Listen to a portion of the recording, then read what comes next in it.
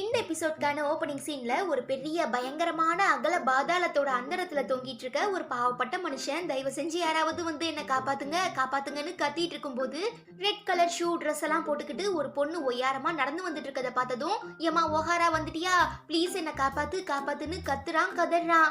ஆனா அவ கொஞ்சம் கூட மனசாட்சியே இல்லாம, நீ எனக்கு தர வேண்டிய அந்த நஷ்டேடு காசை எப்ப கொடுப்பன்னு கேட்க, ஏமா காசு கேட்க வேண்டிய நேரமாமா இதெல்லாம், நீ ஃபர்ஸ்ட் என்ன காப்பாத்து, அடுத்த செகண்டே உனக்கு நான் ஜிபி பண்ணி விடுறேன்னு அவன் சொல்லவும், ஜிபியாவது பிபியாவது ஃபர்ஸ்ட் காசு அதுக்கப்புறம் தான் எல்லான்னு சொல்லி அந்த பொண்ணு ஹீரோவோட மொபைல்ல இந்த பாஸ்வேர்டுக்காக ஃபேஸ் ரெகனைசர்லாம் இருக்கும்ல, அதை எடுத்து காட்டி சிரிக்க சொல்றா.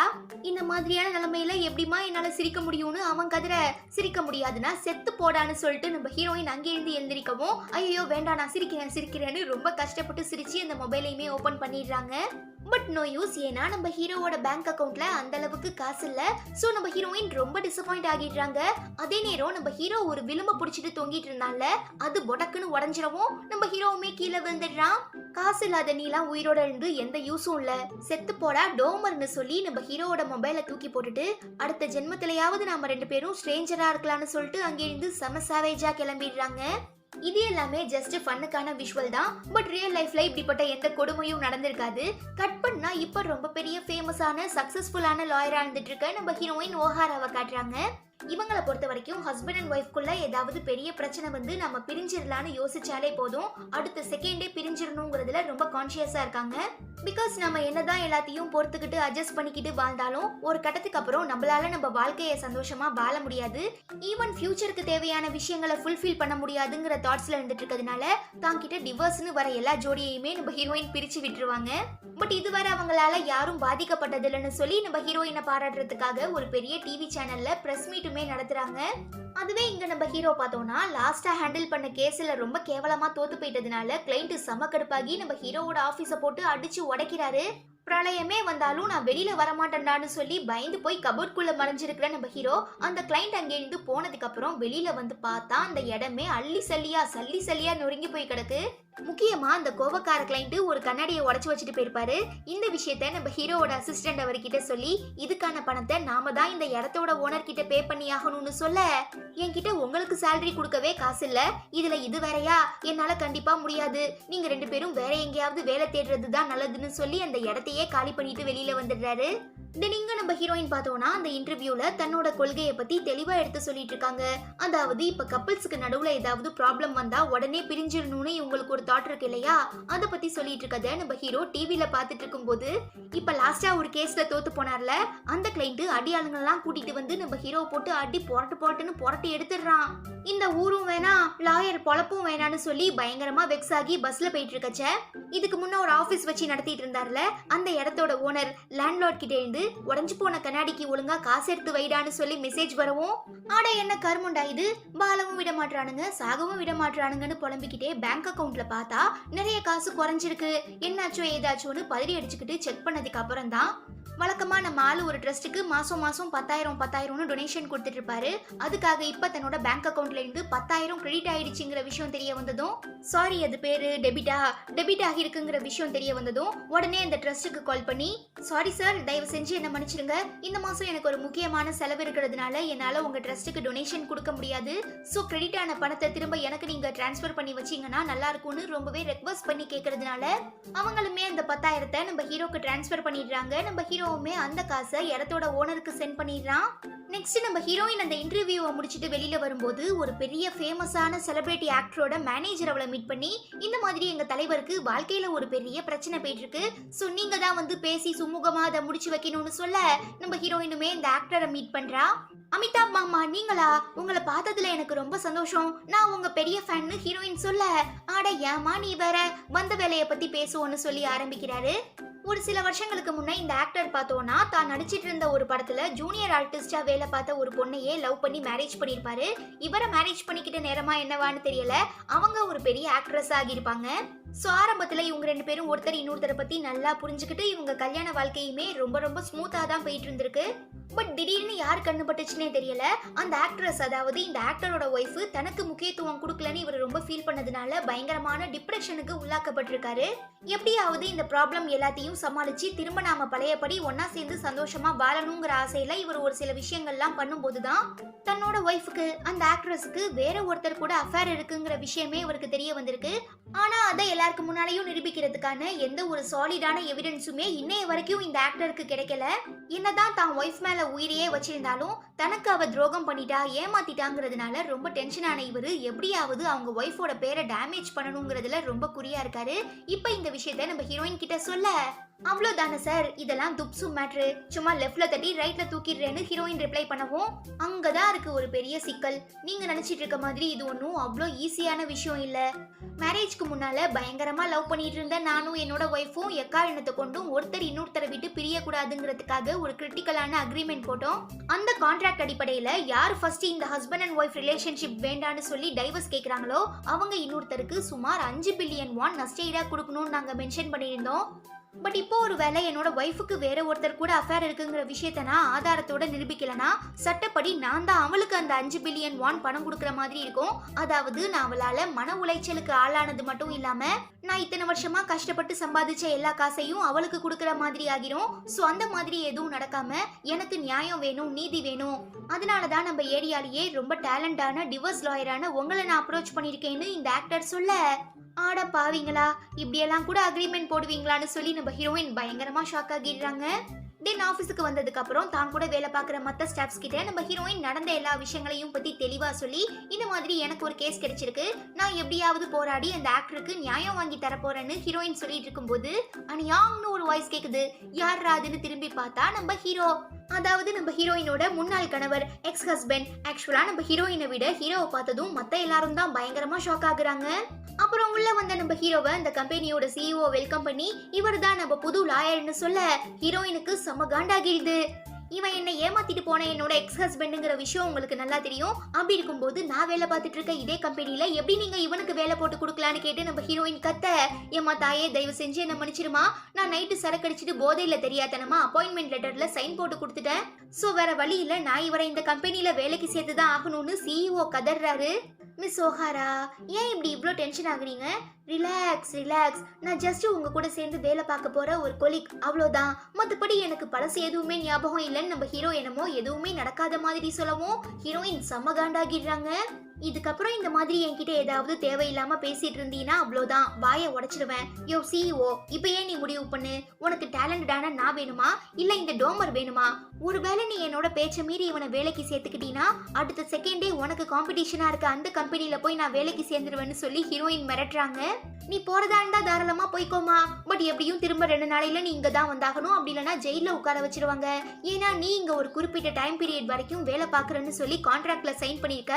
சோ நீ அந்த கான்ட்ராக்ட மீறி வேற எதுனா பண்ணினா லாயரான ஒன்ன தூக்கி ஜெயிலுக்குள்ள உட்கார வச்சு களி சாப்பிட வச்சிருவாங்கன்னு ரொம்பவே ஸ்வீட்டா அந்த சிஇஓ வார்னிங் கொடுக்கவும் வேற வழி இல்லாம நம்ம ஹீரோயின் புலம்பிக்கிட்டே தன்னோட ஆபீஸுக்கு போகும்போது நம்ம ஹீரோ பின்னால ஓடி வந்து, இப்ப என்னதான் உங்களுக்கு பிரச்சனை, நான் ஜஸ்ட் உங்க கலிக், அவ்வளவுதான், நம்ம 2 பேரும் ஒன்னா சேர்ந்து வேலை பார்க்கலாமான்னு கேட்க ஹீரோயின் அவனை பிடிச்சி தள்ளி விட்டுட்டு, இதுக்கப்புறம் என் மூஞ்சில முழிச்ச உனக்கு மூஞ்சே இருக்காதுடான்னு சொல்லிட்டு உள்ள போயிடுறாங்க.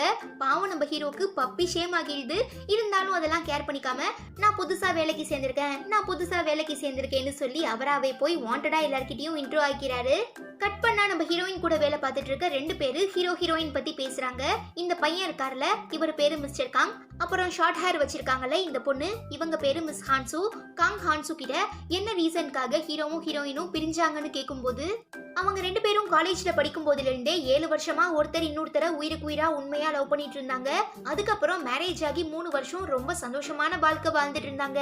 பட் எப்போ ஹீரோக்கு வேற ஒரு பொண்ணு கூட அஃபேர் இருக்குங்கிற விஷயம் ஹீரோயினுக்கு தெரிய வந்துச்சோ அன்னைக்கே டிவோர்ஸ் பண்ணிட்டான்னு மிஸ் ஹான்சு சொல்ல, வாவ், எங்க தலைவருக்கு தில்ல பாத்தியா, தான் ஏமாத்தின ஒய்ஃப் இப்ப வேலை பார்க்குற அதே கம்பெனில வேலைக்கு வந்து சேர்ந்திருக்காள்னா கண்டிப்பா ஒரு செம தில்லான தைரியமான கட்ஸான ஆளா இருக்கணும்னு சொல்லி இந்த மிஸ்டர் காங் நம்ம ஹீரோவை கண்ணா அப்படின்னான்னு புகழவும் ஹான்சு கடுப்பாகி, ஆட மானங்கிட்ட பசங்களா, இதுல பாராட்ட என்ன இருக்கு, அவன் பொண்டாட்டிக்கு அவ்வளவு பெரிய துரோகம் பண்ணிருக்கான், அவனெல்லாம் ஓட விட்டு அடிப்பாங்கன்னு பார்த்தா இப்படி புகழ்றீங்களே, உங்களுக்கெல்லாம் கொஞ்சம் கூட வெக்கமா இல்லையான்னு கேட்கவும், இதுல வெக்கப்பட என்ன இருக்கு, பிகாஸ் நானே ஒரு பையன்தான்.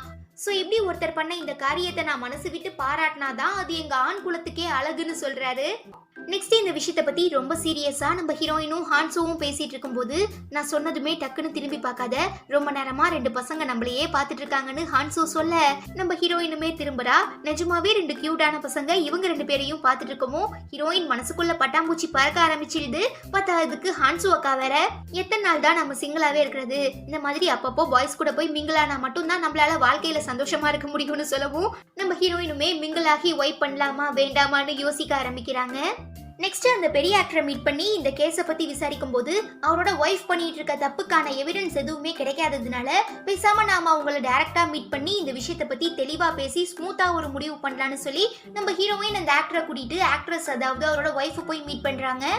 இந்த மாதிரி நீங்க ரொம்ப பெரிய தப்பு பண்ணிட்டு இருக்கீங்க, பட் அந்த மாதிரி தகுந்த ஆதாரத்தோட எங்களால நிரூபிக்க முடியல. சோ இந்த மாதிரி நாங்க சொல்ற டீலுக்கு நீங்க ஒத்துக்கிட்டீங்கன்னா கான்ட்ராக்ட்ல இருக்கிற மாதிரி $5 பில்லியன் வான்லாம் நீங்க பணம் கொடுக்க வேண்டாம், அதுக்கு பதிலா ஜஸ்ட் 2 இல்ல 3 பில்லியன் வான் கொடுத்தா கூட போதும்னு நம்ம ஹீரோயின் ஒரு டீல் பேசுறாங்க. பட் அந்த அம்மா அதுக்கெல்லாம் ஒத்து வரவே மாட்டேங்குது. நான் எதுக்காக காசு கொடுக்கணும், ஃபர்ஸ்ட் கோர்ட்டுக்கு போய் அவர் தானே டைவர்ஸ் கிளைம் பண்ணாரு, சோ கான்ட்ராக்ட் அடிப்படையில அவர் தான் எனக்கு 5 பில்லியன் வான் பணம் கொடுக்கணும்னு ரொம்பவே திமிரா பேசுறாங்க. ஆட என்ன பொழப்படா இது, நாயை விட கேவலமா இருக்குன்னு சொல்லி நம்ம ஹீரோயின் மண்டை காஞ்சி போய் புலம்பிட்டு இருக்கும்போது பெர்மிஷன் கேட்காம ஹீரோ உள்ள வரவும், ஒழுங்கா ஓடி போயிரு இல்ல மண்டையை உடைச்சிருவேன்னு ஹீரோயின் சொல்ல, கூல் பேபி கூல், நான் உன்கிட்ட ஒரு முக்கியமான விஷயத்தை பத்தி இன்ஃபார்ம் பண்றதுக்காக தான் வந்திருக்கேன். ஃபர்ஸ்ட் அது என்னங்கறத நீ பொறுமையா கேட்டதுக்கு அப்புறம் என்ன நீ அடிக்கலாமா வேண்டாமாங்கறத பத்தி யோசின்னு ஹீரோ சொல்ல, சரி அது என்னங்கறத சொல்லி தொலைன்னு ஹீரோயின் கேட்க, நீ இப்ப வாதாட போற அந்த ஆக்டர் 2 வருஷத்துக்கு முன்னால ஒரு சைக்கியாட்ரிஸ்ட் கிட்ட ட்ரீட்மெண்ட் எடுத்துட்டு இருந்தாராமா. சோ இப்ப அதை இங்க மென்ஷன் பண்ணி அவரோட ஒய்ஃப் அந்த ஆக்ட்ரஸ் கோர்ட்ல அவர் ஒரு மனநல பாதிக்கப்பட்ட பேஷண்ட்னு கிளைம் பண்ணிருக்காங்கன்னு ஹீரோயின் சொல்ல, சாரி நம்ம ஹீரோ சொல்லவும் ஹீரோயினுக்கு தூக்கி வாரி போட்டுருது. உடனே அந்த ஆக்டரை மீட் பண்ணி, எதுக்காக இவ்ளோ பெரிய விஷயத்தை என்கிட்ட இருந்து நீங்க மறைச்சீங்கன்னு கேக்குறா. 2-3 வருஷத்துக்கு முன்னாலேயே என்னோட ஒய்ஃப் ஒருத்தர் கூட அஃபேர்ல இருக்காங்கிற விஷயம் எனக்கு தெரியும், பட் என்னால அதை நம்ப முடியல, அதனால எனக்கு சரியா தூக்கம் வராம போச்சு, அதாவது இன்சோமேனியான்னு சொல்லுவாங்கல்ல, தூக்கமின்மை, அந்த ஸ்கேர்சிட்டியால பாதிக்கப்பட்டேன், அதுக்காக தான் சைக்கியாட்ரிஸ்ட் கிட்ட ட்ரீட்மெண்ட்டுமே எடுத்துக்கிட்டேன்னு சொல்றாரு. என்னதான் இவரு இன்சோமேனியாவை ஒரு காரணமா சொன்னாலும் கோர்ட்டுக்கு இந்த விஷயம் போச்சுன்னா கண்டிப்பா இவரை நிறையவே குழப்பி கேள்வி கேட்பாங்க, அதுலயே அவரு மனநல பாதிக்கப்பட்டுருவாருங்கிற கவலையில நம்ம ஹீரோயின் எப்படி இந்த கேஸை அடுத்த கட்டத்துக்கு எடுத்துட்டு போகலான்னு யோசிக்கும் போது, மறுபடியும் ஆபீஸ்க்குள்ள வர நம்ம ஹீரோ, நான் தெரிஞ்சோ தெரியாமலோ உன்னை ரொம்ப கஷ்டப்படுத்திட்டேன், அதுக்கு மன்னிப்பு கேட்கிற விதமா இப்ப ஒரு சில முக்கியமான ஐடியாஸ்லாம் ஷேர் பண்றதுக்காக தான் வந்திருக்கேன்னு சொல்ல, அது என்னன்னு ஹீரோயின் கேட்க, நம்ம ஹீரோவுமே ஏதோ சொல்றான், அது என்னங்கிறத நாம அப்புறம் பார்ப்போம். கட் பண்ண அடுத்த நாள் கோர்ட்ல கேஸ் நடக்குது. ஹியரிங்காக அந்த ஆக்டரும் அவரோட ஒய்ஃபான அந்த ஆக்ட்ரஸும் வராங்க. பட் இப்ப அந்த ஆக்டர் 2 வருஷத்துக்கு முன்ன ஒரு சைக்கியாட்ரிஸ்ட் கிட்ட ட்ரீட்மெண்ட் எடுத்தாருங்கிற விஷயம் வைரலா ஸ்ப்ரெட் ஆனதுனால என்னமோ அவர் தான் தப்பு பண்ண மாதிரி இந்த பிரஸ் மீடியா பீப்புள்ஸ்லாம் அவர்கிட்ட கேள்வியா கேட்டு கொலையா கொள்றாங்க.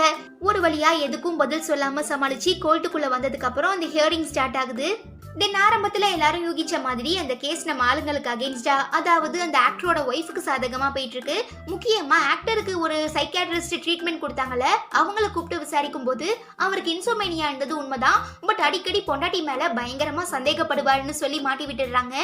ஆக்சுவலா அதுதான் உண்மைங்கிறதுனால நம்ம ஹீரோயினால மறுத்து வாதாட முடியல. நெக்ஸ்ட் நம்ம ஹீரோயின்கான டர்ன் வரும்போது அந்த ஆக்டரோட ஒய்ஃப் ஆக்ட்ரஸ் கிட்ட ஒரு சில முக்கியமான கேள்விகள்லாம் கேட்டு மடக்குறாங்க.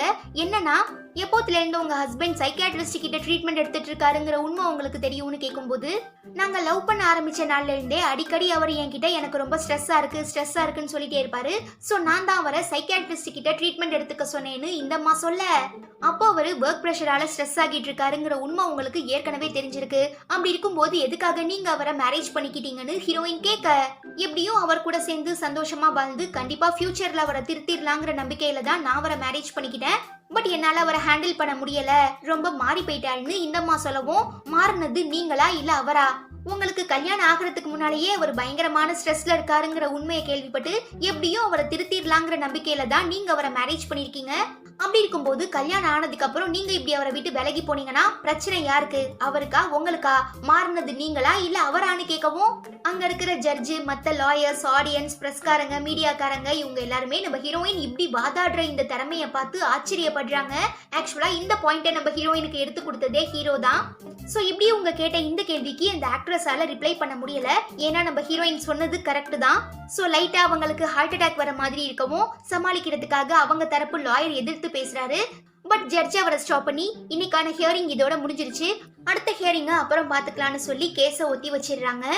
இப்படியே விட்டா கண்டிப்பா நம்ம பேரு டேமேஜ் ஆகி கெரியர் ஸ்பாயில் ஆகிருங்கிற பயத்துல அந்த ஆக்ட்ரஸ் வேற வழி இல்லாம நம்ம ஹீரோயின் கிட்ட ஓகே நீங்க சொன்ன மாதிரி இந்த ப்ராப்ளம் நாம இதோட பேசி முடிச்சு இங்க ஒரு ஃபுல் ஸ்டாப் வச்சிடலாம், இதுக்கப்புறம் கோர்ட்டுக்கு போக வேணாம், நாங்க கல்யாணத்துக்கு முன்னால போட்ட கான்ட்ராக்ட்ல இருக்கிற மாதிரி நானே அவருக்கு நஷ்டஈடா 5 பில்லியன் வான் பணம் கொடுத்துடுறேன்னு சொல்லி ஒத்துக்கிறாங்க. அப்புறம் என்ன, நம்ம ஹீரோயின் இந்த கேஸையுமே சக்சஸ்ஃபுல்லா முடிச்சு கொடுத்துடுறாங்க. பட் அந்த ஆக்டருக்கு இது சாட்டிஸ்ஃபைடா இல்ல. பிகாஸ் இவரை பொறுத்த வரைக்கும் தனக்கு துரோகம் பண்ண தன்னோட ஒய்ஃப் யார் கூட அஃபேர்ல இருந்தாங்கிற உண்மையை கண்டுபிடிச்சி எல்லாருக்கு முன்னாலையும் கோர்ட்ல அதை நிரூபிச்சு அதுக்கப்புறம் தான் இந்த காசை வாங்கணும்னு நினைச்சிட்டு இருந்திருப்பாரு. ஆனா இப்ப அவங்களாவே வாண்டடா வந்து தான் பண்ண தப்ப ஒத்துக்கிட்டு அதுக்கான நஷ்டேட் கொடுக்கறேன்னு சொல்றதை இவரால கொஞ்சம் கூட ஏத்துக்கவே முடியல. இல்ல என்னால இதெல்லாம் அக்செப்ட் பண்ண முடியாது, அவ பண்ண தப்ப நான் எல்லாருக்கு முன்னாலையும் நிரூபிச்சு ஆகுவேன்னு சொல்லிக்கிட்டே இருக்கிறதுனால நம்ம ஹீரோயின் சார் கொஞ்சம் பொறுமையா இருங்க, அவங்களுமே ஒரு ஆக்ட்ரஸ் தான், சோ ஃப்ரீயா விடுங்க, உங்களுக்கு தான் அந்த நஷ்டேடு கிடைச்சிருச்சுல அப்புறம் என்ன அதை வச்சுக்கிட்டு சந்தோஷமா வாழுங்கன்னு சொல்லவும் அவர் இன்னும் டென்ஷன் ஆகிடுறாரு.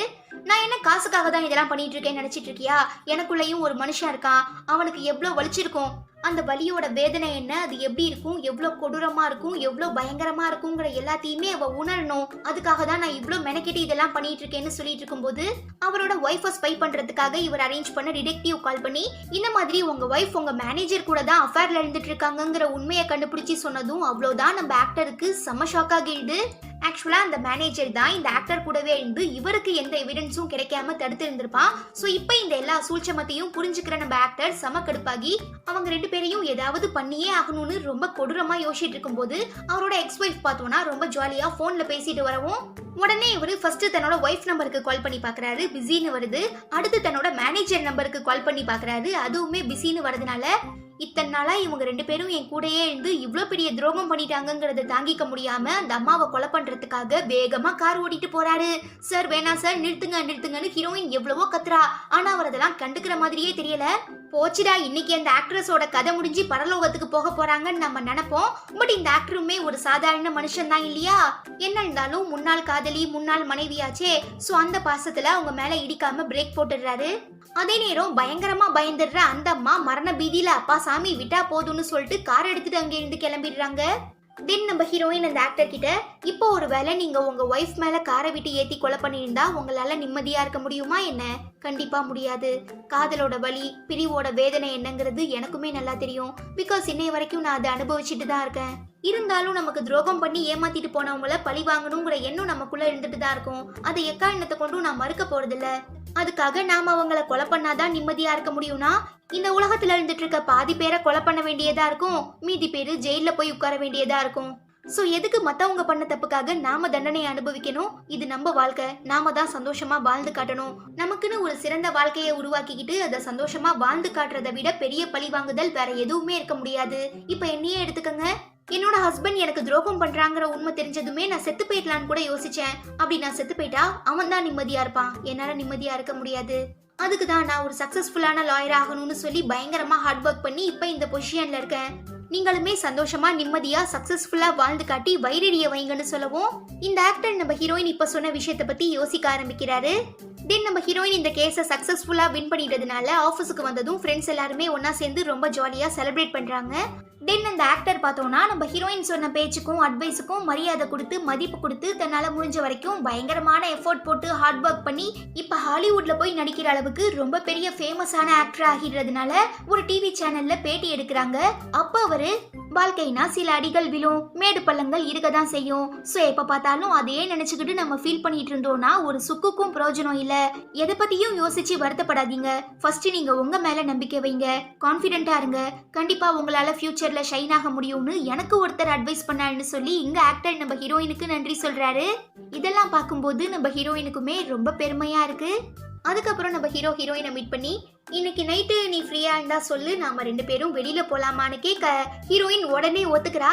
ரொம்ப சந்தோஷம், நீ கரெக்டா இத்தனை மணிக்கு இந்த ஹோட்டலுக்கு வந்துரு, நான் உனக்காக ஸ்பெஷலா ரொமான்டிக்கா ஒரு டேபிள் புக் பண்ணி வச்சிருக்கேன்னு ஹீரோ சொல்ல ஹீரோயினுமே ஓகே ஓகேன்னு சிரிச்சிட்டு அதுக்கப்புறம் ஆமா அவன் யாரு, எனக்கு எவ்வளவு பெரிய துரோகம் பண்ணிருக்கான், அதெல்லாம் பத்தி நான் கொஞ்சம் கூட யோசிக்காம டின்னர்னு சொன்னதும் பல்ல இழிச்சிட்டு போறேனே, எப்படி இதெல்லாம் நடந்துச்சு, இல்ல நான் போக மாட்டேன்னு சொல்லிட்டு கரெக்டா 7 மணிக்கு நம்ம ஹீரோ சொன்ன அந்த ஹோட்டலுக்குமே போறா.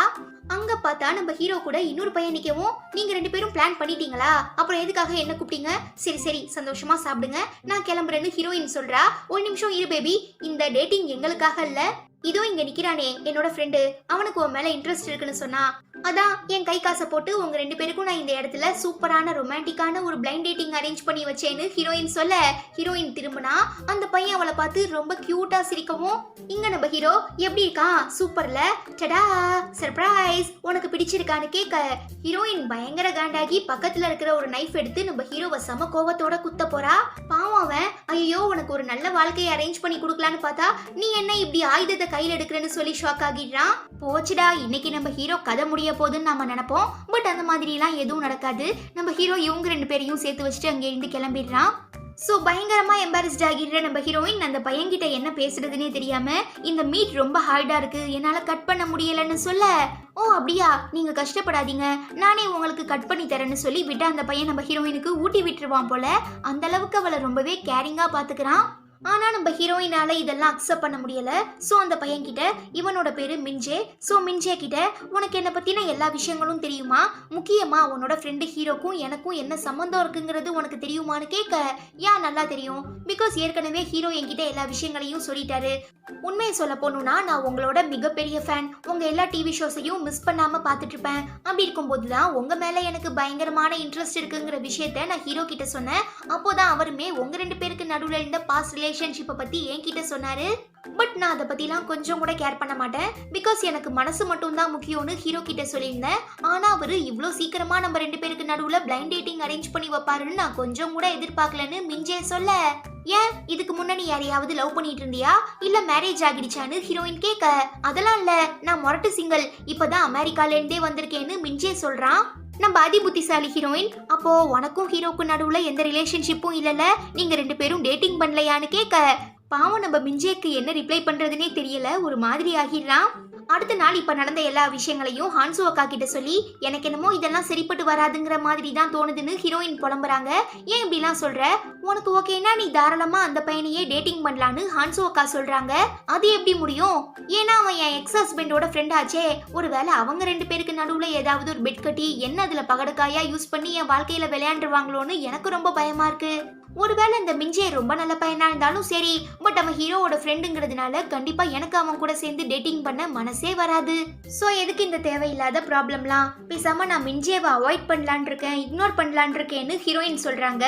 சரிமா நீ ஏதாவது பண்ணிட்டு போ, அந்த பையன் பாக்குறதுக்கு எப்படி இருப்பான், ஹேண்ட்ஸமா இருப்பானா என்ன, உன்கிட்ட அவனோட போட்டோ எதுனா இருக்கான்னு ஹான்சு அக்கா கேட்க, நம்ம ஹீரோயினுமே போட்டோவை காட்டுறாங்க.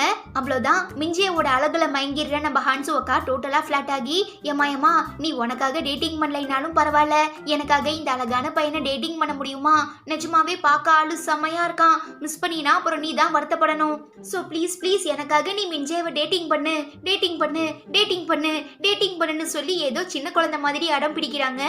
ஆட என்னக்கா நீங்க, என்னோட கஷ்டம் உங்களுக்கு புரியுதா இல்லையா, ஒருவேளை நான் மின்ஜியக்கு ஓகே சொல்லி அவன் கூட டேட்டிங் பண்ணா அடிக்கடி நான் ஹீரோவை மீட் பண்ற மாதிரியான சிச்சுவேஷன் வரும், அப்புறம் நாங்க 3 பேருமே ரொம்ப ஆக்வர்ட் ஆகிடுவோம்னு ஹீரோயின் சொல்றாங்க.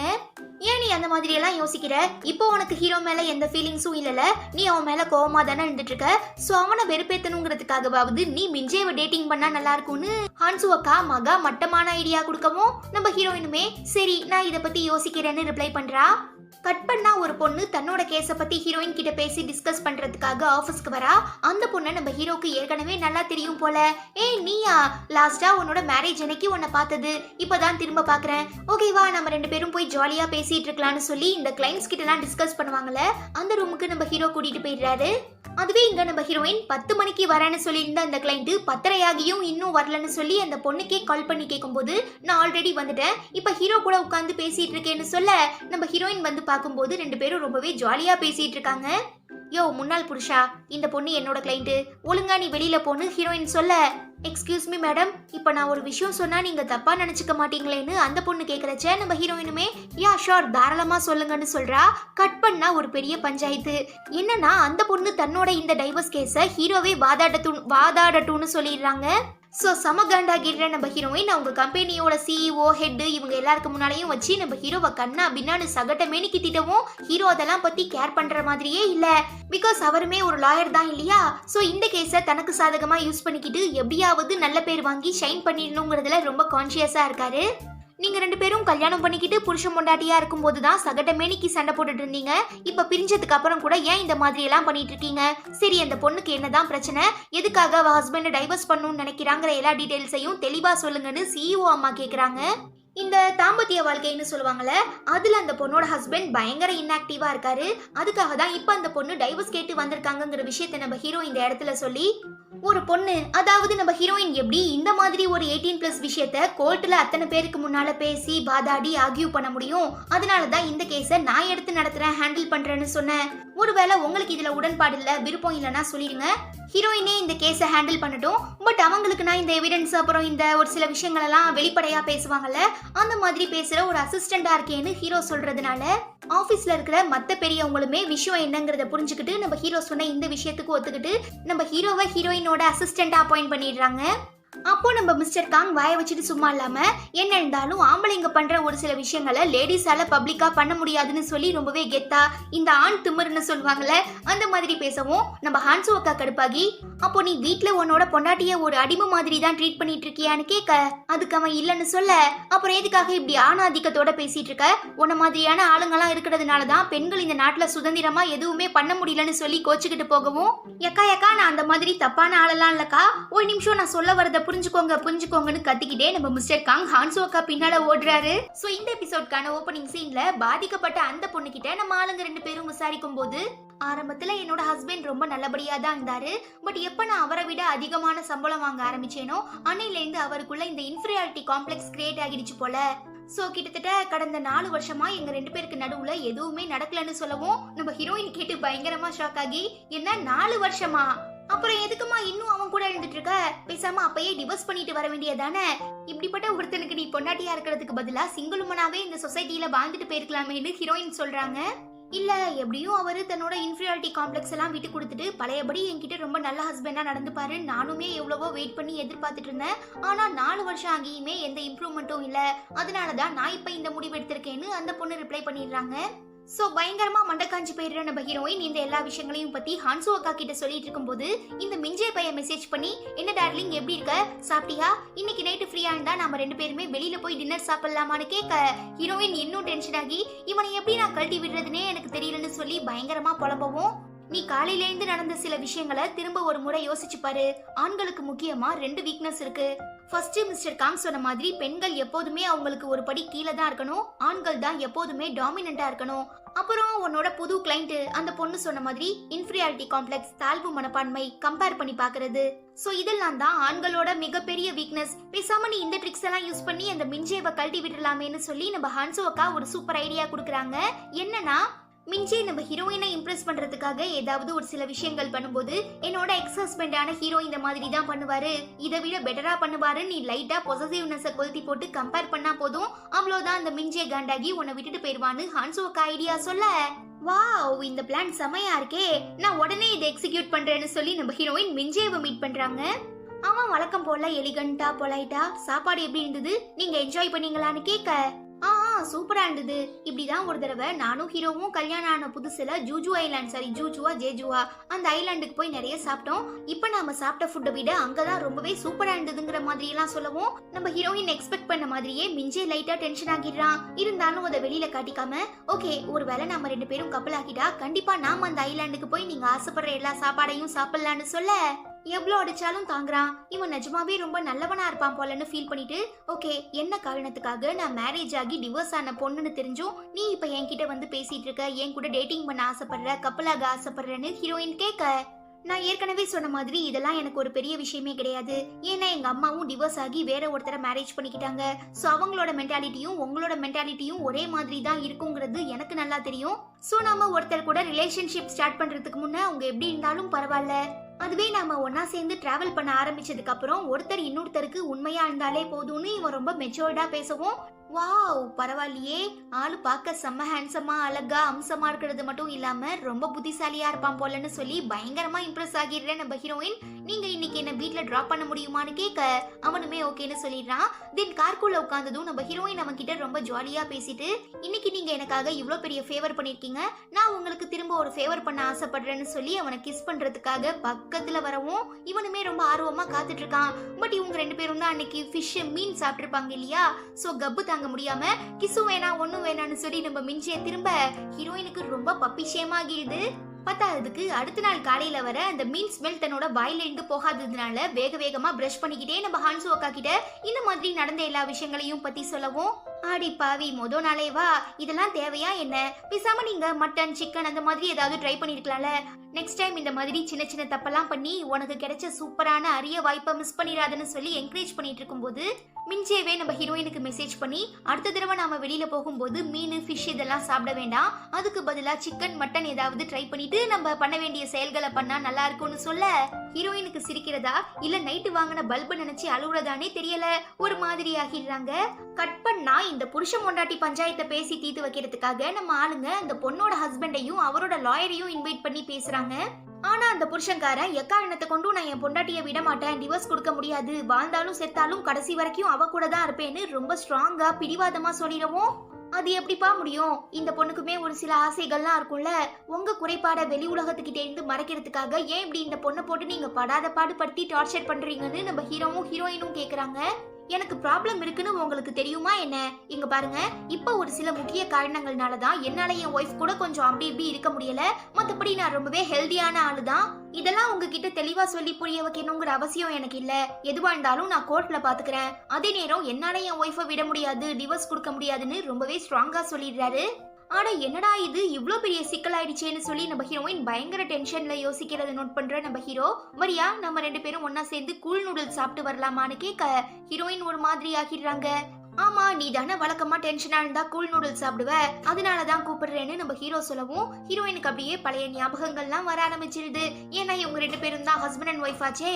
சோ இன்னும் நம்ம ஹீரோ தன்னை பத்தின விஷயங்களை மறக்காம இருக்காங்கறத நினைச்சு ரொம்பவே ஃபீல் பண்ற நம்ம ஹீரோயின் சமாளிக்கிறதுக்காக, இல்ல இப்ப என்னால முடியாது, ஏன்னா நான் மிஞ்சே கூட இன்னைக்கு டின்னர் சாப்பிட போறேன்னு சொல்ல, பாவம் நம்ம ஹீரோ செமையா எமோஷனல் ஆகிடுறாங்க. ஏற்கனவே நம்ம ஹீரோயினுக்கு மிஞ்சே மேல ஒரு நல்ல அபிப்பிராயம் கிரியேட் ஆனதுனால இப்ப ரொம்பவே ஜாலியா ஃபன்னா பேசிட்டு வீட்டுக்கு கிளம்பும் போது டக்குன்னு மிஞ்சே ஹீரோயினை ஸ்டாப் பண்ணி கிஸ் பண்றதுக்காக பக்கத்துல போகவும் நம்ம ஹீரோயினுமே ஆர்வமா பக்கத்துல வராங்க. டக்குன்னு அவங்களுக்கு சிரிப்பு வந்துடுது. இருந்தாலும் நம்ம மிஞ்சே விடுறதா இல்ல, பச்சக்குன்னு கிஸ் பண்ணிடுறான். அப்புறம் என்ன, நம்ம ஆளுங்க ரெண்டு பேரும் ஜாலியா கிஸ் பண்ணிட்டு இருக்கச்ச ஹீரோயின் திடீர்னு என்ன நினைச்சாங்கன்னு தெரியல, டக்குன்னு அவனை ஸ்டாப் பண்ணி இன்னைக்கு இது போதும், பேலன்ஸ் எல்லாம் நாம அப்புறம் பாத்துக்கலாம்னு சொல்லி எஸ்கேப் ஆகிடுறாங்க. தென் அடுத்த நாள் பார்த்தோம்னா கோர்ட்ல ஹியரிங் நடக்குது. நம்ம ஆளுங்க இந்த மாதிரி எங்க கிளைண்டோட ஹஸ்பண்டுக்கு உடல் ரீதியா ரொம்ப பெரிய ப்ராப்ளம் இருக்கு, அதனாலேயே இவங்க ரெண்டு பேருக்கு நடுவுல கடைசி 4 வருஷமா எதுவுமே நடக்கல, சோ எங்க ஆளு அதை காரணமா வச்சுதான் இப்ப டிவோர்ஸ் கேட்டிருக்காங்கன்னு சொல்லி வாதாடவும், இதை என்னால் ஒத்துக்கொள்ள முடியாது யுவர் ஆனர், ஏன்னா என்னோட கிளைண்ட்டுக்கு அப்படிப்பட்ட எந்த ப்ராப்ளமும் இல்ல, அவர் ரொம்பவே ஹெல்தியா இருக்காருன்னு சொல்லி ஆப்போனன்ட் தரப்புல இருக்கிற லாயர் வாதாடவும், சரிப்பா உங்களுக்கும் வேணாம் இவங்களுக்கும் வேணாம், பேசாம அந்த பையனுக்கு ஒரு டெஸ்ட் எடுத்து பாத்துருவோம், அந்த டெஸ்ட்ல ஒரு வேளை பாசிட்டிவ்னு வந்ததுன்னா அந்த பையன் ஆசைப்பட்ட மாதிரி ரெண்டு பேரும் சேர்ந்து வாழட்டும், ஒரு வேளை நெகட்டிவா வந்துச்சுன்னா இந்த பொண்ணு ஆசைப்பட்ட மாதிரி ரெண்டு பேரும் பிரிஞ்சு போய் தனித்தனியா வாழட்டும்னு ஜட்ஜி சொல்லிடுறாரு. சோ இந்த விஷயத்த நம்ம ஆளுங்க ரெண்டு பேரும் அந்த பொண்ணு கிட்ட வந்து சொன்னதும் அவ பயங்கரமா ஷாக் ஆகிடுறா. ஏன்னா அவ ஜஸ்ட் ஃப்ளூக்ல தான் இந்த மாதிரி என் ஹஸ்பண்டுக்கு ஏதோ பிரச்சனை இருக்கும் போல, அதனாலதான் என் கூட சேர்ந்து வாழ மாட்டேங்கிறாருன்னு சொல்லிருப்பா. சோ இப்ப ஒரு வேளை பாசிட்டிவ்னு அந்த பையனுக்கு சாதகமா ஏதாவது ரிசல்ட் வந்துருச்சுன்னா அவ்வளவுதான், அவன் கூட நாம சேர்ந்து வாழணும், இதை நாம தலைக்கீழ நின்று தண்ணி குடிச்சாலும் மாத்த முடியாதுன்னு சொல்லி ரொம்ப டென்ஷன் ஆகுறதுனால நம்ம ஹீரோவும் ஹீரோயினும் எதுக்காக இப்படி டென்ஷன் ஆகுற, இப்ப நீ அவன் கிட்ட ஒரு விஷயம் இல்லன்னு சொல்லி தான் டிவோர்ஸ் கேட்டிருக்க, ஒருவேளை அந்த விஷயம் அவன் கிட்ட இருந்ததுன்னா உனக்கு தானே அது பிளஸ், சந்தோஷமா வாழ்ந்துட்டு போக வேண்டியதானேன்னு அட்வைஸ் பண்றாங்க. ஆனா அந்த பொண்ணு அதெல்லாம் ஒத்துக்கவே மாட்றா, ஏதோ முன்னுக்கு பின்னா முரம்பா பேசுறாங்கன்னு சொல்லுவாங்கல்ல, அந்த மாதிரி இவங்க கேக்குற கேள்விக்கு சம்பந்தமே இல்லாம பதில் சொல்லிட்டு இருக்கா. இப்படியே விட்டா இதெல்லாம் சரிப்பட்டு வராதுன்னு சொல்லி நம்ம ஹீரோ டைரக்டாவே இந்த பையனை மீட் பண்ணி, இங்க பாருப்பா, உனக்கு இப்ப என்னதான் பிரச்சனை? அதான் அந்த பொண்ணு உன் கூட சேர்ந்து வாழ முடியாதுன்னு சொல்லிட்டால, பேசாம டிவோர்ஸ் கொடுத்துட்டு போனாதான் என்ன? பத்தாததுக்கு அந்த டெஸ்ட் எடுக்கிறதுக்கு வேற ஓகேன்னு சொல்லிட்டியாமே. நீ நினைச்சிட்டு இருக்க மாதிரி அது ஒன்றும் அவ்வளோ சாதாரணம்லாம் இல்ல. ஜஸ்ட் மிஸ் ஆனா உன் உயிருக்கே ஆபத்தாகிரும். எதுவா இருந்தாலும் நல்லா யோசிச்சு முடிவு பண்ணுன்னு சொல்லி பயமுறுத்தவும் அந்த பையன் லைட்டா ஜர்க் ஆகிடுறான். இருந்தாலும் தன்னோட ஒய்ஃபை உண்மையா லவ் பண்ணிட்டு இருப்பான் போல. சோ என்னன்னாலும் பரவாயில்ல, நான் அவளை விட போறது இல்ல. இந்த டெஸ்ட்டை எடுத்துதான் அவன். கண்டிப்பா இது எனக்கு சாதகமா தான் வரப்போகுது.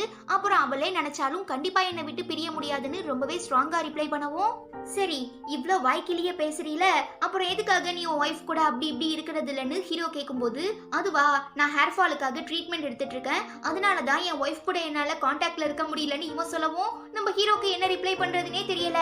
யாரா இவன் சரியான பைத்தியக்காரனா இருப்பான் போலங்கிற மாதிரி பாத்துட்டு இருக்கான். இந்த விஷயத்த நம்ம ஹீரோயின் கிட்ட வந்து சொன்னதும், இவனுங்க பைத்தியக்காரனுங்களா இல்ல இவனுங்களுக்காக ரொம்ப கஷ்டப்பட்டு மூளையை கசக்கி வாதாடிட்டு இருக்க நாம பைத்தியக்காரங்களாங்கிறதே தெரியல. இவ்ளோ செலவு பண்ணி படிச்சு லாயர் ஆனதுக்கு பதிலா கிராமத்துக்கு போய் 4-5 ஆடு மாடு வாத்து கோழி எல்லாம் வாங்கி மேய்ச்சிருந்தா கூட இந்நேரத்துக்கு நாட்டை காப்பாத்துற விவசாயி ஆகியிருக்கலாம்னு சொல்லி ஃபீல் பண்ணிக்கிட்டே நம்ம ஹீரோயின் ஹீரோவோட கார் சீட்ல சாயும் போது நட்டு லூஸ் ஆகி அப்படியே பிளாட்டா படுத்துடுறாங்க. ஐயோ என்னாச்சு, என்ன காப்பாத்து காப்பாத்துன்னு கதறவும், ஒன்னும் இல்ல என் கார் கொஞ்சம் அப்பப்ப இப்படிதான் கோளாறு பண்ணும், நான் உன்னை பாத்துக்கிறேன்னு சொல்லி நம்ம ஹீரோ காரை ஓரமா பார்க் பண்ணதுக்கு அப்புறம் நம்ம ஹீரோயினுக்கு ஹெல்ப் பண்றாரு. அப்போ நம்ம ஹீரோயினுக்கு ஹீரோவை பக்கத்துல பார்க்கும்போது அவங்க லவ் பண்ண மேரேஜ் பண்ண அந்த இன்சிடென்ட்லாம் ஞாபகம் வரவும் ஒரு மாதிரி எமோஷனல் ஆகிடுறாங்க. ஈவன் நம்ம ஹீரோக்குமே அப்படிதான் இருக்கு. இருந்தாலும் எல்லா ஃபீலிங்ஸையும் மறைச்சிட்டு நம்ம ஹீரோவை காப்பாத்திடுறாரு மீன்ஸ் அந்த சீட்டை சரி பண்ணி உட்கார வச்சிடுறாரு. அப்போ ஒரு பொண்ணு கிராஸ் பண்ணி போறத பார்த்து ஷாக் ஆகிடுற நம்ம ஹீரோயின் ஹீரோவை கூப்பிட்டு, நீ அவ கூட அஃபேர் வச்சுக்கிட்டு தானே எனக்கு துரோகம் பண்ணனு கேட்க நம்ம ஹீரோ பயங்கரமா அப்செட் ஆகி அமைதியாகிடுறான். அப்பயுமே நம்ம ஹீரோயின் விடுற மாதிரி தெரியல. உன்னை பார்க்கும் போதெல்லாம் தான் எனக்கு கர்மானு ஒண்ணு இருக்குங்கிறதே ஞாபகம் வருது. ஏன்னா நீ எனக்கு துரோகம் பண்ணிட்டு போன கொஞ்ச நாளிலேயே உன்கிட்ட இருந்த எல்லா காசையும் உங்க அம்மா பிடுங்கிட்டு விட்டுட்டாங்க. ஈவன் யாருக்காக நீ எனக்கு துரோகம் பண்ணியோ அவளும் அவ வாழ்க்கையை பார்த்துக்கிட்டு தனியா போயிட்டா. ஆனா நீ ரொம்ப பாவப்பட்ட நிலைமையில இருக்க. இப்ப கஷ்டப்படுறது யாரு? நீ தானே. அதுவே என்னதான் அப்போ நான் ரொம்ப மன உளைச்சலுக்கு ஆளாகி இருந்தாலும் இப்ப ரொம்ப ஜாலியா இருக்கேன், நிறைய சம்பாதிக்கிறேன், சக்சஸ்ஃபுல்லான லாயர் ஆகிட்டேன், ரொம்ப ஃபேமஸ் ஆகிட்டேன். அதுக்குதான் ஒருத்தரை கஷ்டப்படுத்தி ரொம்ப ஆடாம அடக்கி வாசிக்கணும்னு சொல்லுவாங்கன்னு ஹீரோயின் சொல்ல பாவம் நம்ம ஹீரோ ரொம்ப ஃபீல் பண்றான். நெக்ஸ்ட் திரும்ப அந்த பொண்ணோட ஹஸ்பண்ட மீட் பண்ண போற இடத்துல நம்ம ஆளுங்க தலையில ஒரு பெரிய இடியே விழுந்துருது. என்னன்னா அந்த பொண்ணு சொன்ன மாதிரி அவளோட ஹஸ்பண்டுக்கு எந்த பிரச்சனையும் இல்ல, அவன் ரொம்ப ஹெல்தியா இருக்கான், பெர்ஃபெக்ட்லி ஆல்ரைட். பட் அந்த பொண்ணு வேற ஒருத்தங்க கூட ரிலேஷன்ஷிப்ல இருந்துட்டு இருக்கிறதுனால எப்படியாவது தன்னோட ஹஸ்பண்ட டிவோர்ஸ் பண்ணிட்டு அவன் கூட சேர்ந்து வாழணுங்கிற ஆசையில தான் இவ்ளோ பெரிய ஃப்ராட் வேலையை பண்ணிருக்கா. சோ புருஷன்காரன் தன்னோட பொண்டாட்டி பண்ணிட்டு இருந்த எல்லா தப்பையும் நிரூபிக்கிறதுக்காக வாட்ஸ்அப் சாட் எல்லாம் பிரிண்ட் அவுட் எடுத்துட்டு வந்து கொடுத்ததும் நம்ம ஹீரோயின் பார்த்து செமையா அதிர்ச்சி ஆகி, என்ன என்ன என்ன கர்மோண்டி இதெல்லாம், எத்தனை நாளா இந்த கன்றாவிய பண்ணிட்டு இருந்தேன்னு கேட்க, ஒரு சில வருஷங்களுக்கு முன்ன என்னோட வாழ்க்கைய வாழ எனக்கு சுத்தமா பிடிக்கல, ஒரு மாதிரி கஷ்டமா இருந்துச்சு. அப்படி இருக்கும்போதுதான் Facebookல ஒருத்தரை மீட் பண்ண. அவருக்கு என்ன பத்தின எல்லா உண்மைகளுமே தெரியும். ஈவன் அவருமே நான் என் ஹஸ்பண்ட டிவோர்ஸ் பண்ணிட்டு வந்துட்டா என்ன ரொம்ப நல்லா பாத்துக்கிறேன்னு ப்ராமிஸ் பண்ணாரு. அதனாலதான் என் ஹஸ்பண்ட் மேல இவ்ளோ பெரிய பழி போட்டு எப்படியாவது அவர் டிவோர்ஸ் பண்ணதுக்கு அப்புறம் நான் ஆசைப்படுற அந்த பர்சன் கூட சந்தோஷமா வாழணுங்கிறதுக்காக தான் இவ்ளோ ஃபோர்ஜரி வேலையுமே பார்த்தேன்னு அந்த பொண்ணு சொல்ல, சரி அதெல்லாம் இருக்கட்டும், அவர் என்ன ஆல்ரெடி மேரிடா இல்ல சிங்கிளான்னு ஹீரோயின் கேட்க, இப்போதைக்கு சிங்கிள் தான், காலேஜ்ல படிச்சிட்டு இருக்காருன்னு அந்த பொண்ணு சொல்ல நம்ம ஆளுங்களுக்கு தூக்கி வாரி போட்டுருது. என்ன காலேஜ்ல படிச்சிட்டு இருக்க பையனையா நீ லவ் பண்ணிட்டு இருக்க? சரி அவனுக்கு என்ன வயசாகுதுன்னு கேக்குறாங்க. அவருக்கு 25ன்னு சொல்லவும், ஆடி பாவி உனக்கு 35 வயசாகுது, அவனுக்கு 25 வயசாகுது. அப்படி இருக்கும்போது எப்படி உன்னை விட 10 வயசு பையனை நம்பி இவ்ளோ சூப்பரான வாழ்க்கையை விட்டுட்டு போக நீ முடிவு பண்ணனு ஹீரோயினும் அட்வைஸ் பண்றாங்க. அதெல்லாம் எனக்கு தெரியாது, நான் அந்த பையனை உண்மையா லவ் பண்றேன், அவன் இல்லாம என்னால வாழ முடியாது, நீங்க தான் எப்படியாவது என் ஹஸ்பண்ட டிவோர்ஸ் பண்ணிட்டு அவர் கூட என்ன சேர்த்து வைக்கணும்னு அந்த பொண்ணு பயங்கரமா ஃபீல் பண்ணி அலறத பார்த்து நம்ம ஹீரோக்கே கொஞ்சம் கஷ்டமாகிடுது. சோ டிஷ்யூ பேப்பர் எல்லாம் எடுத்து கொடுத்து, ஓகே உன்னோட ஃபீலிங்ஸ் என்னங்கிறது எனக்கு புரியுது, என்னால முடிஞ்ச வரைக்கும் நான் உனக்கு ஹெல்ப் பண்றேன்னு சொல்றதுனால ஹீரோயின் செம்ம டென்ஷன் ஆகி ஆபீஸ்ல இருந்து வெளியில வந்ததுக்கு அப்புறம் நம்ம ஹீரோ போட்டு அடி நடிச்சு, உனக்கு கொஞ்சம் கூட அறிவில்லையா என்ன? அவதான் காதல் மயக்கத்துல ஏதோ கண்டதை உளறிட்டு இருக்கானா, நீயும் சப்போர்ட் பண்ற மாதிரி சேர்த்து வைக்கிறேன்னு வாக்கு கொடுக்குற. இதனால ஃபியூச்சர்ல எவ்வளவு பெரிய ப்ராப்ளம் வரும்னு தெரியுமா? சொசைட்டி அவளை ரொம்பவே கேவலமா பாக்கும்னு சொல்லி நம்ம ஹீரோயின் கத்தவும் நம்ம ஹீரோக்கு என்ன ரிப்ளை பண்றதுன்னே தெரியல.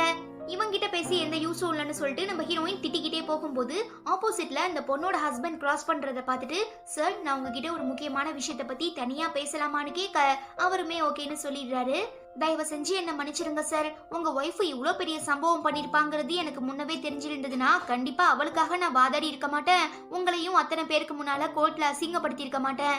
அவ என்னோட ஃப்ரெண்டுங்கிறதுனால அவ சொல்ற எல்லாமே உண்மையா இருக்குங்கிற நம்பிக்கையில தான் உங்களுக்கு அகைன்ஸ்டா நான் வாதாடினேன். என்ன மன்னிச்சிடுங்கன்னு சொல்லிட்டு சரி சார், என்னோட ஃப்ரெண்டு அதாவது உங்க ஒய்ஃப் இவ்ளோ பெரிய தப்பு பண்ணிருக்கா, உங்களை எல்லாருக்கு முன்னாலையும் தேவையில்லாம அசிங்கப்படுத்திருக்கால, அப்புறம் எதுக்காக இன்னும் நீங்க அவ தான் வேணும், அவ கூட தான் சேர்ந்து வாழுவேன்னு அடம் பிடிச்சிட்டு இருக்கீங்க? பேசாம டிவோர்ஸ் பண்ணிட்டு வேற ஏதாவது ஒரு நல்ல பொண்ணா பார்த்து கல்யாணம் பண்ணிக்கிட்டா நீங்களுமே ஹாப்பியா இருக்கலாமேன்னு ஹீரோயின் சஜெக்ஷன் பண்றா. ஆரம்பத்துல இருந்தே என்னோட ஒய்ஃப் ஒன்னும் கெட்ட பொண்ணெல்லாம் இல்ல, நான் தான் ஏதோ ஒரு இடத்துல ஒரு சின்ன மிஸ்டேக் பண்ணிட்டேன், அதனாலதான் அவ வேற ஒருத்தங்கிட்ட அன்பு எதிர்பார்த்து போயிருக்கா. ஒருவேளை நான் அவளுக்கு தேவையான எல்லா விஷயங்களையும் பூர்த்தி பண்ணி அவளுக்கு ஒரு நல்ல ஹஸ்பண்டா இருந்திருந்தா கண்டிப்பா இவ்ளோ பெரிய பிரச்சனைக்கு வேலையே இல்ல. சோ எனக்கு திரும்ப ஒரு வாய்ப்பு கிடைச்சதுன்னா கண்டிப்பா என் ஒய்ஃப் ஆசைப்பட்டதை விட அவளை நான் ரொம்பவே நல்லா பாத்துக்கிட்டு அவளுக்கு ஒரு நல்ல ஹஸ்பண்டா இருப்பேன். அந்த ஒரு சான்ஸ்க்காக தான் இப்ப நான் ரொம்ப ஏக்கத்தோட காத்துட்டு இருக்கேன்னு அந்த புருஷங்காரன் சொல்லவும் நம்ம ஹீரோயினுக்கே பயங்கர டச்சிங் ஆகிடுது. உடனே அவரை தன்னோட ஆபீஸ்க்கு கூட்டிட்டு வந்து, உள்ளதான் உங்க ஒய்ஃப் இருக்கா, இந்த சான்ஸை கரெக்டா யூஸ் பண்ணிக்கிட்டு எப்படியாவது அவன் மனசை மாத்த ட்ரை பண்ணுங்க, யாரும் உங்களை தடுக்க முடியாது. ஒருவேளை இந்த எல்லா ப்ராப்ளமும் சால்வ் ஆகி திரும்ப நீங்களும் உங்க ஒய்ஃபும் அதாவது என்னோட ஃப்ரெண்டும் திரும்ப ஒன்னா சேர்ந்து சந்தோஷமா வாழ்ந்தீங்கன்னா ஃபர்ஸ்ட் சந்தோஷப்படுற ஆளு நானா தான் இருப்பேன்னு சொல்லிட்டு நம்ம ஹீரோயின் அந்த பையனுக்கு ஆல் தி பெஸ்ட் எல்லாம் சொல்லி என்கரேஜ் பண்ணிட்டு அங்கிருந்து கிளம்பிடுறாங்க. தென் கொஞ்ச நேரத்துக்கு அப்புறம் அந்த பொண்ணே நம்ம ஹீரோயினுக்கு கால் பண்ணி, நான் என்னோட முடிவை மாத்திக்கிறதா இல்ல, என் ஹஸ்பண்ட நான் கண்டிப்பா டிவோர்ஸ் பண்ணதான் போறேன்னு சொல்லவும், ஏண்டி இப்படிலாம் நீ பைத்தியக்காரி மாதிரி பேசிட்டு இருக்க, எந்த ஒரு பிரச்சனைக்கும் உடனே சொல்யூஷன் கிடைக்கணும்னு எதிர்பார்க்கறது ரொம்ப பெரிய தப்பு, தயவு செஞ்சு நீ கொஞ்சமாவது ஃபியூச்சரை பத்தி யோசிச்சு பாருன்னு ஹீரோயின் சொல்ல, நாளைக்கு என்ன நடக்க போகுதுங்கிறத நாம யோசிக்க ஆரம்பிச்சோம்னா டெஃபினெட்லி யாராலையுமே சந்தோஷமா இருக்க முடியாது. நானும் மட்டும் இல்ல, இந்த உலகத்துல இருந்துட்டு இருக்க பெரும்பாலானவங்க அவங்க பிரச்சனைக்கு உடனே ஒரு தீர்வு கிடைக்கணும்னு தான் எதிர்பார்ப்பாங்க, அதுக்கேத்த மாதிரியான முடிவுகள் தான் எடுப்பாங்கன்னு இந்த பொண்ணு சொல்ல நம்ம ஹீரோயினுக்கு ஏதோ செருப்பால் அடிச்ச மாதிரி ஆகிடுது. ஏன்னா நம்ம ஹீரோயினுமே ஹீரோ இந்த மாதிரி ஒரு பொண்ணு கூட அஃபேர்ல இருக்காருங்கிற விஷயத்த கேள்விப்பட்டதும் அதை பத்தி கிளியரா யோசிக்காம கிளியரா விசாரிக்காம உடனே டிவோர்ஸ் பண்ணிருப்பாங்க. சோ இப்ப ஒருவேளை நாம எடுத்த முடிவு தப்பா இருக்குமோங்கிற மாதிரி யோசிச்சுட்டு இருக்கும்போது நம்ம ஹீரோயினை கூப்பிட்டு உன்னோட கீயை நீ மிஸ் பண்ணிட்டு வந்துட்டேன்னு சொல்லி கொடுக்கவும் நம்ம ஹீரோயினுக்கு ஏதோ உள்ளுக்குள்ள ஒரு மாதிரி ஃபீல் ஆகுது. நெக்ஸ்ட் நம்ம ஹீரோயின் மிஞ்சேவை மீட் பண்ணி ரொம்ப ஜாலியா சரக்கடிச்சு பேசிட்டு இருக்கும்போது காலையில ஒரு பொண்ணை பார்த்தாங்கல்ல, அதான் நம்ம ஹீரோ கூட அஃபேர்ல இருந்தாங்கன்னு நினைச்சிட்டு இருந்தாங்களே, அந்த பொண்ணு நம்ம ஹீரோ கூட ஒன்னா சேர்ந்து அந்த ஹோட்டலுக்கு வரத பார்த்ததும் மிஞ்சே கிட்ட ஒரு நிமிஷம் நான் ரெஸ்ட் ரூமுக்கு போயிட்டு வரேன்னு சொல்லி நம்ம ஹீரோவையும் அந்த பொண்ணையும் மீட் பண்ணி இந்த பொண்ணை நாம ஜெசின்னு சொல்லுவோம். சோ நம்ம ஹீரோவையும் ஜெசியையும் மீட் பண்ணி, என்னப்பா நீங்க ரெண்டு பேரும் பிரிஞ்சிருப்பீங்கன்னு நினைச்சேன், பட் இத்தனை வருஷம் ஆகியும் இன்னும் ரிலேஷன்ஷிப்ல தான் அஃபேர்ல தான் இருந்துட்டு இருக்கீங்க போல, அதுலயும் முக்கியமா இந்த மாதிரி ஹோட்டல்ல வந்து மீட் பண்ணி ஜல்சா பண்றதுதான் உங்களுக்கு பிடிக்குமான்னு ஹீரோயின் கேட்க, ஹீரோ ஏதோ சம்திங் சொல்ல வரான், பட் அவனால சொல்ல முடியல. பத்தாவதுக்கு நம்ம ஹீரோயின் வேற அந்த ஜெசியை பார்த்து, உன் டேஸ்ட் ஏன் இவ்ளோ மகா மட்டமா இருக்கு, ஏற்கனவே ஒரு பொண்ணை கல்யாணம் பண்ணிக்கிட்ட ஹஸ்பண்ட தான் உனக்கு பிடிக்குமான்னு கேட்டு கலாய்க்கவும் அந்த பொண்ணு நம்ம ஹீரோயினை விட பயங்கரமான ஆளா இருப்பா போல, ஆமா அப்படி கூட சொல்லலாம், பட் ஹீரோ மேல சந்தேகப்பட்டு அவனை டிவோர்ஸ் பண்ண அப்புறம் கூட இன்னும் நீ அவன் பின்னாலேயே சுத்திட்டு இருக்கீனா, அப்போ நீ என்னை விட கேவலமான ஆளான்னு கேட்கவும் ஹீரோயினுக்கு செம காண்டாகிடுது. அந்த பொண்ணு நக்கலா சிரிக்கிறா. பாவம் இந்த ரெண்டு பஜாரிங்களுக்கு நடுவுல மாட்டிக்கிட்டு நம்ம ஹீரோ என்ன சொல்றதுன்னே தெரியாம திருதிருன்னு முழிச்சிட்டு இருக்கான். அவ்வளவுதான், இதோட இந்த எபிசோடுமே முடியுது.